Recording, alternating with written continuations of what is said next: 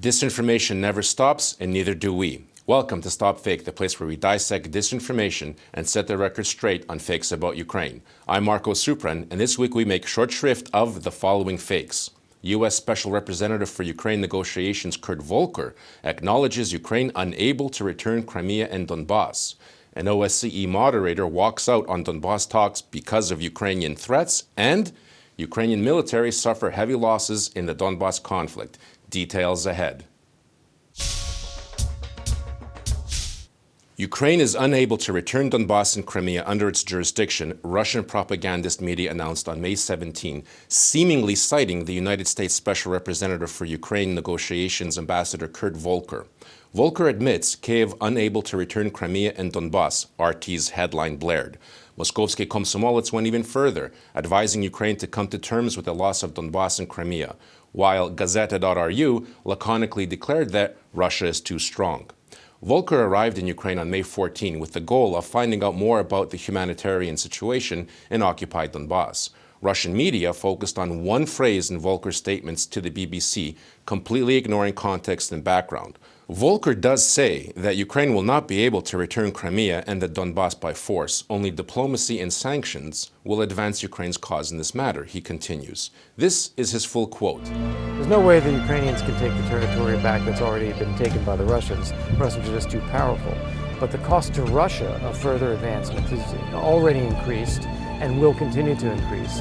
And if that's the case, then you have to ask yourself, if you're sitting in Moscow, what are we getting out of this? We're getting Russian casualties, soldiers being killed, fighting in Ukraine, for what?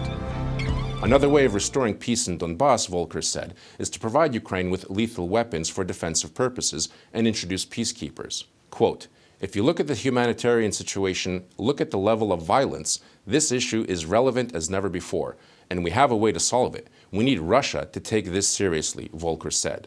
Volker has been a key figure in persuading the American administration to provide Ukraine earlier this month with state-of-the-art Javelin anti-tank missiles. These will considerably increase casualties for Russia in any future large-scale attack against Ukraine.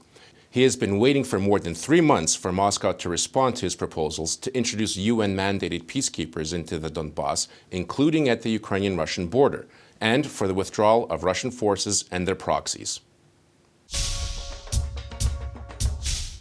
Scores of Russian media reported last week that the OSCE coordinator left the trilateral contact group Ukrainian Donbas peace talks held in Minsk because of Ukrainian threats. They cite Natalia Nikhonorova, the so-called acting foreign minister of the self-proclaimed Donetsk People's Republic, who claims that the Ukrainian delegation threatened and insulted its counterparts, leading to the departure of the OSCE coordinator. According to Nikhonorova, as quoted by the Donetskoye Agentstvo Novostiy, the Ukrainian delegation made provocative statements, physical threats, and threats of criminal prosecution.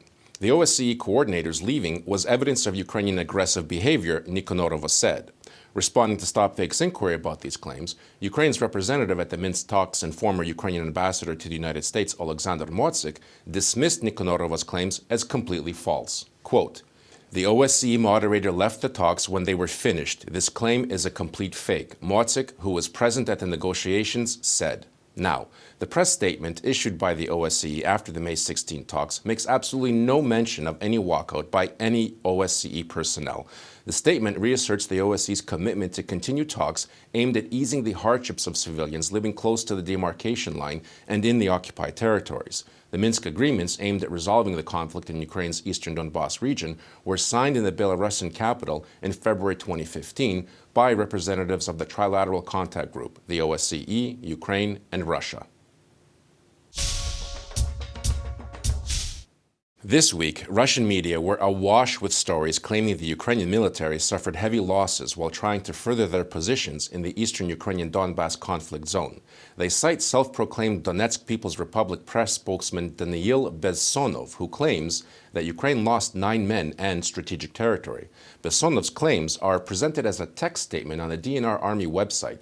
There is no evidence presented to substantiate his claims that 9 Ukrainian servicemen were killed and 5 wounded. He further claims that the Ukrainian side lost a dominant high position near a village called Chihari.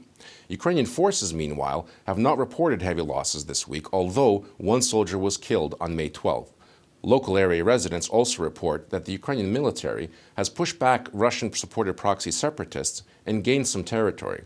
The Ukrainian military's press office announced that one soldier was critically wounded and died during fighting on May 12. On May 11 and May 13, Ukraine did not report any casualties. Ukraine's military and volunteer groups that bring supplies to the Ukrainian forces right up to their front lines, as well as local residents, all report that Ukrainian forces have reclaimed the village of Chihari. As for that high point that the DNR press officer claims the Ukrainian side lost, well, it's actually a slag heap from a decommissioned coal mine. The Donbas coal basin is filled with hills that are slag heaps that have been planted over with grass and trees in an effort to make them environmentally friendly. That's it for this week. For more dissected fakes as well as tips on how to spot them, make a habit of visiting our website, StopFake.org, and check out some of the interesting work being done by our colleagues to battle disinformation in our context section. Look, respect your mind, be vigilant, and don't consume fakes. If you spot any disinformation about Ukraine, as always, send it to us for a truth autopsy. I'm Marko Suprun, and this is StopFake. Thanks for watching.